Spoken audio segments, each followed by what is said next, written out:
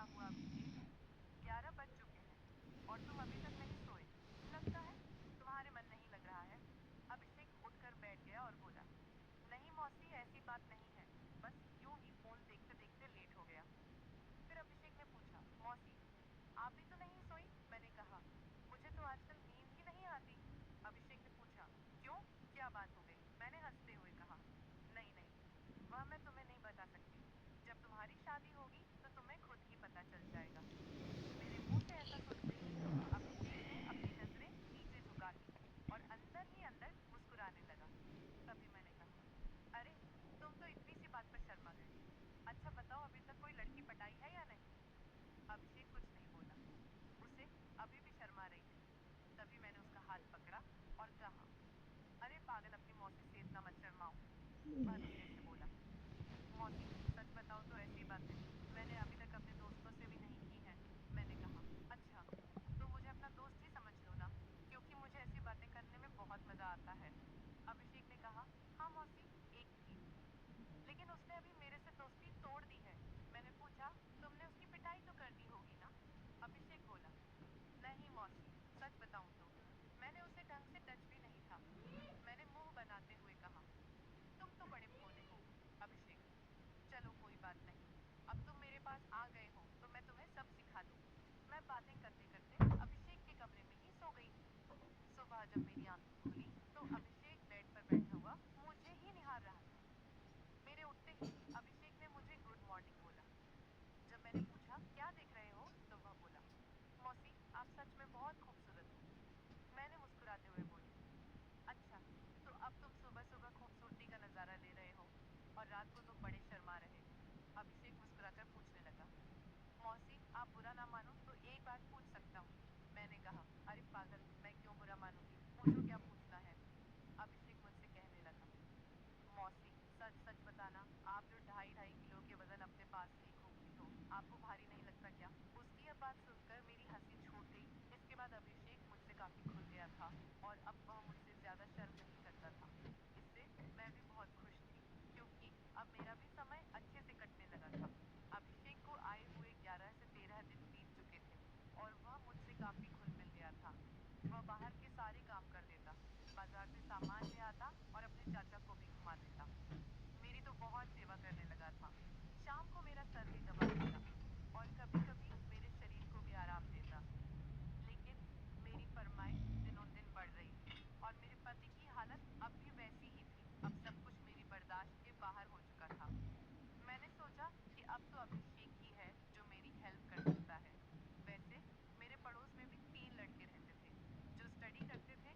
वे भी मुझे देखते थे। जब भी मैं छत पर बाल सुखाने या कपड़े सुखाने जाती तो वे मुझे ही देखते। और पहले तो मैंने सोचा कि उनमें से एक को पकड़ लूं ताकि कुछ समय के लिए काम चल जाए। लेकिन फिर मैंने सोचा कि मैं इस घर की इज्जत हूँ और कल को पता नहीं इनमें से कौन मुझे या मेरे पति को बदनाम कर दे। इसीलिए मैंने उन्हें भाव नहीं दिया। लेकिन अभिषेक तो घर का ही है, इसीलिए मैंने सोच लिया कि वही मेरी हेल्प कर सकता है। आज मैंने पक्का प्लान बना लिया कि आज अभिषेक हेल्प ले ही लूंगी। उसके बाद मैं रसोई में खाना बनाने चली गई। जैसे ही अभिषेक नहाकर फ्रेश होने के बाद रसोई में आया, मैंने दूध निकालने का बहाना बना लिया। मैं रसोई घर में ही लोटे से दूध निकाल रही थी। मेरी बेटी अभी नानी के घर गई थी, क्योंकि घर में उसे संभालने वाला कोई नहीं था। इसलिए अब बाकी का दूध निकालना पड़ता था और घर में मेरे पति और अभिषेक के अलावा कोई नहीं था, तो मुझे डर भी नहीं था। जैसे ही अभिषेक अंदर आया, वह मुझे देखकर एकदम घबरा गया और कहने लगा, सॉरी मौसी, मुझे माफ कर दो। मैंने देखा नहीं और बाहर जाने लगा। तभी मैंने उसे रोक लिया। अरे अभिषेक, क्या हुआ? कोई बात नहीं, अंदर आ जाओ, अभिषेक बोला। अरे मौसी, ऐसे में अंदर कैसे आऊं? मैंने कहा, ऐसे वैसे मत करो और जल्दी से आकर मेरी मदद करो। अभिषेक का मन भी कर रहा था, लेकिन मैं उसकी मौसी थी, इसीलिए वह थोड़ा अनकंफर्ट फील कर रहा था। फिर मैंने उसे कहा, अरे इतना क्या शर्मा रहे हो, अब जल्दी से आओ और मेरी मदद करो। धीरे धीरे अभिषेक रसोई में आ गया और पास आकर खड़ा हो गया। वह मुझे देखता ही रह गया। तभी मैंने कहा, ऐसे क्या घूर रहे हो, क्या तुमने आज तक नहीं देखा? अभिषेक बोला, माँ कसम मौसी, मैं आपको बता नहीं सकता कि मुझे कैसा लग रहा है। बहुत ही अच्छा है मौसी। मैंने कहा,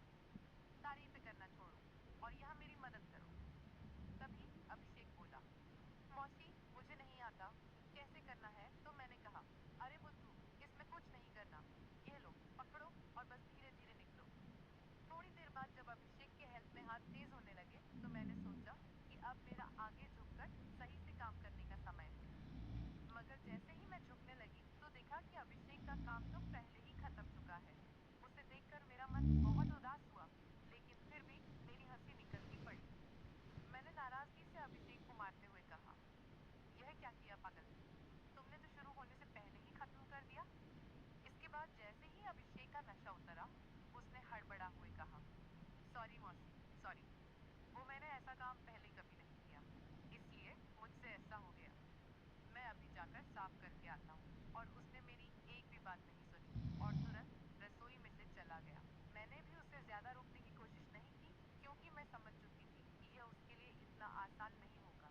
इस चक्कर में आज खाना भी लेट हो गया था, इसलिए मैंने जल्दी से खाना तैयार किया और साहिल को कमरे में देने के लिए चली गई। साहिल भी बैठे बैठे खाने का इंतजार कर रहे थे। साहिल बिल्कुल सीधे साधे और सरल स्वभाव वाले आदमी हैं। वह मेरी बहुत चिंता करते हैं। जब मैं उनके लिए खाना लेकर गई तो पूरा पसीने से भीगी हुई थी। मुझे देखकर वह बोले, इतनी जल्दबाजी क्यों करती हो दीपिका?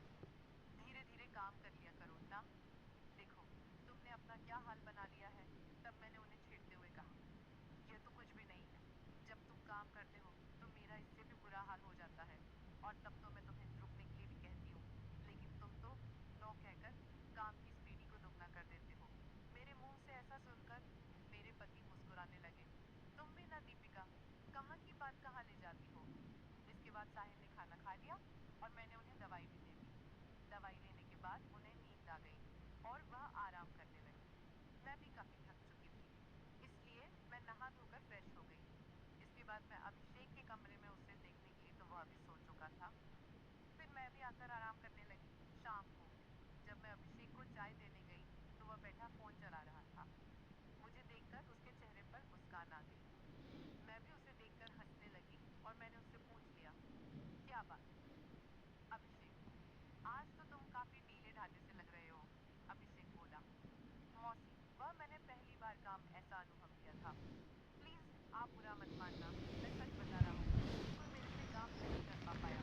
तभी मैंने उसे हंसते हुए कहा, अरे बेवकूफ, मैं कब बुरा मानने लगी। वैसे सच बताऊं तो मुझे भी अच्छा लग रहा था।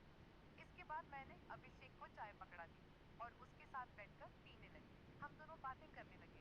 आज अभिषेक के मुंह से मेरे लिए तो फूल ही झड़ रहे थे। वह बस मेरी तारीफें ही करता जा रहा था। मौसी, आप बहुत अच्छी हो। मैं तो सोच रही हूँ कि सारी उम्र आपके ही घर रहूं। इन 13 दिनों में मुझे स्वर्ग जैसा महसूस होने लगा है। और ऊपर से आपकी खूबसूरती। मैंने मुस्कुराते हुए कहा, आज तो तुम्हारे मुंह से सिर्फ तारीफें ही निकल रही हैं, लगता है। अभिषेक मेरा हाथ पकड़कर बोला, आप सही कह रही हैं मौसी। अब आपको भी मेरे काम में मेरी मदद करनी होगी। अब तो आपको मेरी बात माननी ही होगी प्लीज। मौसी, मना मत करना, बस एक बार के लिए मेरी काम वाली बन जाओ। इसके बाद आप जो भी कहेंगी मैं करूंगा। जब अभिषेक सब कह रहा था तो उसका चेहरा लाल टमाटर जैसा हो गया था और मेरी मुस्कुराहट फूट पड़ी। मैंने उसके सर पर हाथ फिरते हुए कहा, अरे पगले, इतना सीरियस क्यों हो रहे हो? बताओ, मैंने तुम्हें कभी किसी चीज के लिए मना किया है? वैसे भी अब तुम्हारे चाचा तो वैसा भी मेरे काम में मेरी मदद नहीं कर पाते हैं। और तुम इतना शर्माओ मत। अगर इतना शर्माओगे तो कैसे चलेगा? अब से तुम मुझे अपनी मौसी नहीं बल्कि काम वाली ही समझना। अभिषेक बोला, मौसी एक बात और है। मेरा मेरा तो काम करते ही निकल जाता। मैं बहुत काम करता हूँ। मैंने उसे कहा, इसकी चिंता मत करो, इसका इंतजाम मैं कर लूंगी। तुम बस काम के लिए तैयार रहना। मेरे इतना कहते ही अभिषेक खुश हो गया और उसने थैंक्स मौसी की रट लगा दी। कहने लगा, मौसी आप बहुत अच्छी हैं। इसके बाद मैं चली गई क्योंकि शाम हो रही थी और मुझे साहिल को नहलाना भी था। जब साहिल जी नहा लिए तो अभिषेक उन्हें बाहर टहलाने ले गया। इसके बाद मैंने जल्दी जल्दी सारा काम किया और उनके आने तक खाना भी तैयार कर दिया। आते ही अभिषेक ने हाथ पैर धोए और खाना खाने के लिए बैठ गए। इतने में 9 बज चुके थे और साहिल की दवाइयों का समय हो रहा था। इसीलिए मैं उन्हें कमरे में ले गई और दवाइयाँ दे दी। साहिल की मेडिसिन में नींद की गोलियां भी थी, ताकि उन्हें ज्यादा दर्द ना हो और आसानी से नींद आ जाए। साहिल दवाइयाँ लेकर जल्दी ही सो गए। मैं उनका सर दबा रही थी। जैसे ही मुझे पता चला कि साहिल सो चुके हैं, मैं नहाने चली गई। नहाकर मैंने रेड कलर की साड़ी पहनी, बालों का जोड़ा बना लिया और महक के लिए परफ्यूम भी लगा लिया।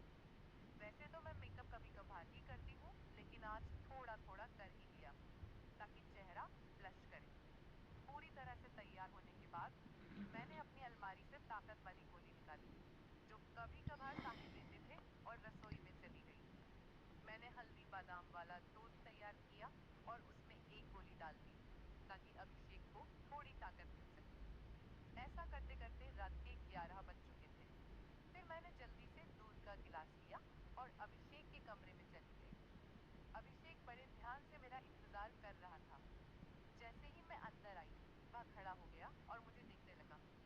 जब वह कुछ नहीं बोला, तो मैं ऐसे क्या देख रहे हो? बताओ, मैं कैसी लग रही हूँ? अभिषेक ने संकोच में कहा। मौसी, मन तो ऐसा कर रहा है कि आपको अभी खा जाऊं। मैंने हंसते हुए उसे दूध का गिलास पकड़ा दिया और कहा, मुझे खाने की जरूरत नहीं है, बस तुम इसे पी लो। अभिषेक ने जल्दी से गिलास पकड़ा और एक सांस में दूध पी गया। दूध पीते ही मैंने कहा, चलो अब जल्दी से पूजा शुरू करते हैं। अभिषेक ने जवाब दिया, मौसी, पूजा तो शुरू कर दूंगा, लेकिन आप घी में तेल डालोगी या फिर सीधे ही पूजा करवाओगी? मैंने मुस्कुराते हुए कहा, तुम मेरी चिंता मत करो, मैं पहले से ही तेल डालकर आई हूँ। इसके बाद जो हुआ वह बताते हुए मुझे भी शर्मा रही है।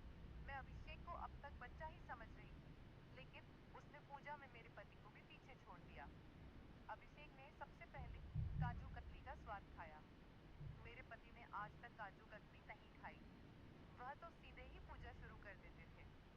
जब मैंने अभिषेक से कहा, अब बस भी करो, और कितने खाओगे, तो उसने जवाब दिया, नहीं मौसी, आपको नहीं पता यह कितनी मीठी है, इसी के लिए हम पागल रहते हैं। यह अभिषेक की पहली पूजा थी, इसीलिए वह आधे घंटे से ज्यादा नहीं कर पाया। मैं तो ज्यादा नहीं थकी, लेकिन अभिषेक पसीने पसीने हो चुका था। मुझे भी 2 महीने बाद पूजन का काम मिल रहा था, तो मैं भी बहुत खुश थी। इसके बाद अभिषेक थक चुका था और आराम करने लगा। मैं भी वहीं पर थी।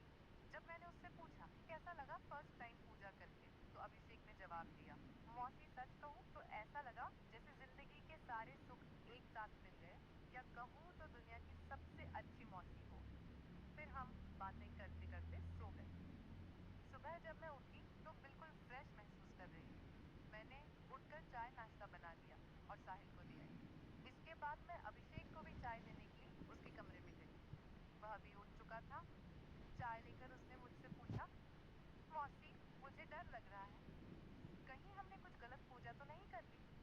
मुझे लगा कि शायद अभिषेक को पछतावा हो रहा है। मैंने उसे समझाते हुए कहा, अभिषेक, तुम ऐसा बिल्कुल मत सोचो। सच कहूँ तो यह मेरी मजबूरी थी, क्योंकि तुम्हारे चाचा 7-8 महीने तक ठीक नहीं हो सकते और मुझसे इतना इंतजार शायद ही हो पाता।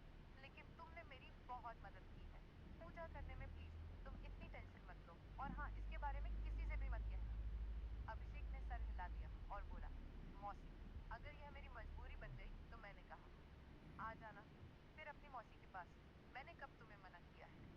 इतना कहकर मैं मुस्कुराने लगी और अभिषेक फिर से मेरी तारीफ करने लगा।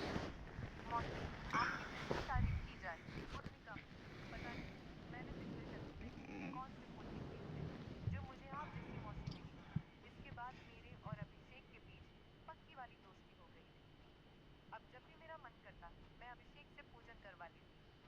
इसी बीच अभिषेक के पापा ने फोन भी किया था कि वह घर आ जाए, लेकिन अभिषेक ने मना कर दिया। अब मेरे पति साहिल भी चलने फिरने लगे थे, तो हम लोग बाजार भी घूमने लगे। अभिषेक अब मेरी ओर ज्यादा केयर करने लगा था। शाम को जब भी मैं साहिल को सुलाकर अभिषेक के पास जाती, तो वह मेरे पैर दबाता, कमर की मालिश करता और सर भी दबाता। मैं अभिषेक से कहा भी करती थी कि मेरे लिए इतना काम करने की जरूरत नहीं है, लेकिन वह नहीं मानता और कहता, चुप रहो मौसी, आप सारा दिन काम करती हो, इसीलिए थक जाती हो, तो इतना तो मुझे भी करने दो। दोस्तों, शायद आप लोगों को मैं बिल्कुल भी पसंद ना आऊं, क्योंकि मैंने इसके रिश्ते को खराब किया है। लेकिन सच कहूँ तो मैं भी ऐसा करना नहीं चाहती थी, लेकिन भावनाओं में सब कुछ हो गया। इसलिए प्लीज आप लोग समझने की कोशिश करना और मेरी कहानी को सुनकर भावनाओं में मत बह जाना, क्योंकि सच में ये गलत बात होती है। तो मेरी खातिर कमेंट में एक प्रॉमिस जरूर करके जाइए कि आप लोग अपने जीवन में ऐसा कभी नहीं करेंगे। स्टोरी की शिक्षा, यह कहानी हमें कई महत्वपूर्ण सबक देती है, जो हमारे जीवन में काम आ सकते हैं। आइए हम इन शिक्षाओं को विस्तार से समझते हैं। कहानी में दीपिका अपने पति साहिल की देखभाल करती है। जब वह दुर्घटना